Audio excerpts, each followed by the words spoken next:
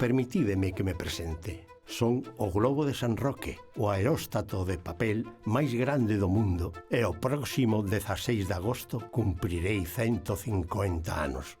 Volverei elevarme no ceo ata ser unha tenue luz no firmamento.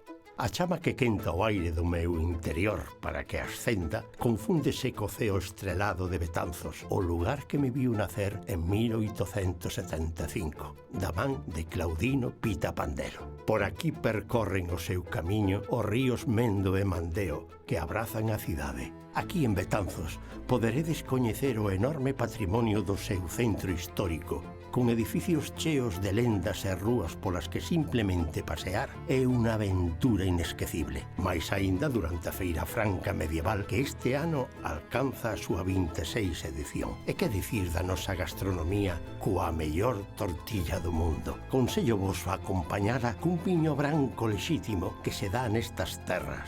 Formamos parte da Reserva de Biosfera Mariñas Coruñesas e Terras do Mandeo, polo que a natureza é outra das nosas riquezas e potenciais. O globo de papel máis grande do mundo, cuarterón a cuarterón, conforman o meu diámetro de 50 metros que acompaño con unha altura de 25. A Fundación Globo de San Roque colleu a testemunha para perpetuar o meu legado. Pequenos e maiores adórnanme con debuxos sobre a actualidade tan efímera como o meu reinado.